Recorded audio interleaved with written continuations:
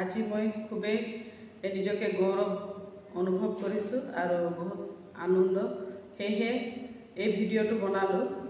সৰ্বপ্ৰথমে মই অসম চৰকাৰক ধন্যবাদ দিছোঁ, যিহেতু তেওঁ বিগত 7 ছেপ্টেম্বৰ তাৰিখে আমাৰ লগত যি বৈঠকত লিপ্ত হৈছিল আৰু সেই বৈঠকত তেওঁলোকে এষাৰ আমাক কথা দিছিলে যে তেওঁলোকে শুদ্ধভাৱে আমাৰ কাষ্ট সাৰ্টিফিকেটৰ যি নটিফিকেশন সেই নটিফিকেশন তেওঁলোকে 18 তাৰিখে দিব আৰু উৰাংভাৱে মুণ্ডাভাৱে সাঁওতালভাৱে এই কাষ্ট সাৰ্টিফিকেটবিলাক ল'ব পাৰিব বুলি আৰু তেওঁলোকৰ যি বক্তব্য আমাক আৰু বিশ্বাসেৰে আমাৰ ওচৰত প্ৰতিজ্ঞা কৰিছিলে সেই প্ৰতিজ্ঞা পৰিপূৰ্ণ কৰিলে।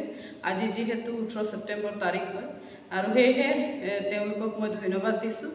লগতে আমাৰ আশাৰ যি দীৰ্ঘদিনীয়া আন্দোলনৰ ফলত এই যি প্ৰাপ্য আমি পাবলৈ সক্ষম হ'লোঁ, সেয়েহে এই সুযোগতে মই আমাৰ আশাৰ সমূহ কাৰ্যকৰ্তাক ধন্যবাদ দিছোঁ আৰু যিহেতু মই সদৌ অসম আদিবাসী জানি শক্তি সংগঠিৰ সাধাৰণ সম্পাদিকা হয় চেণ্ট্ৰেলৰ, সেয়েহে প্ৰত্যেকটো ডিষ্ট্ৰিক্ট তথা আঞ্চলিক তথা প্ৰাইমেৰী তৰফৰ পৰা জানি শক্তি সংগঠি হৈ বহুত ধন্যবাদ দিছোঁ, কাৰণ তেওঁলোকে আমাক খুব কম দিনৰ ভিতৰতে জানি শক্তিকো লগত লৈ কেনে আশাই যি আন্দোলন তথা কাম বন কৰিলে, সেয়েহে আমি নিজকে গৌৰৱ অনুভৱ কৰিছোঁ যে তেওঁলোকৰ লগত কাম কৰি আমিও যি এই সফলতা লাভ কৰিবলৈ সক্ষম হ'লোঁ।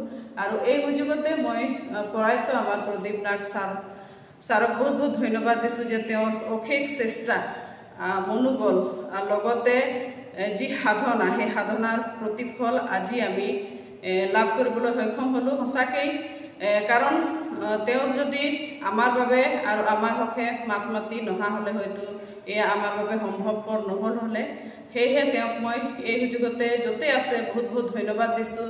তেওঁক হয় আজিৰ এই ক্ষণত বহুত মিছ কৰিছোঁ, কাৰণ তেওঁ যদি আজি থকা হ'লে হয়তো আমি নিজকে আৰু গৌৰৱ অনুভৱ কৰিলোঁ হ'লে। আৰু লগতে যি আমাৰ আগন্তুক দাবীবিলাক আছে, আশা কৰিছোঁ যাতে এই দাবীবিলাকো অতি শীঘ্ৰেই অসম চৰকাৰ তথা ভাৰত চৰকাৰে পৰিপূৰ্ণ কৰিব। আৰু এই সময়তে অসম চৰকাৰক বহুত ধন্যবাদ দি মোৰ চমু বক্তব্যবিলাক মই সামৰণি মাৰিছোঁ আৰু সকলোকে শুভকামনা আৰু ধন্যবাদ দি আজিৰ এই বক্তব্য মই সমাপ্ত কৰিছোঁ।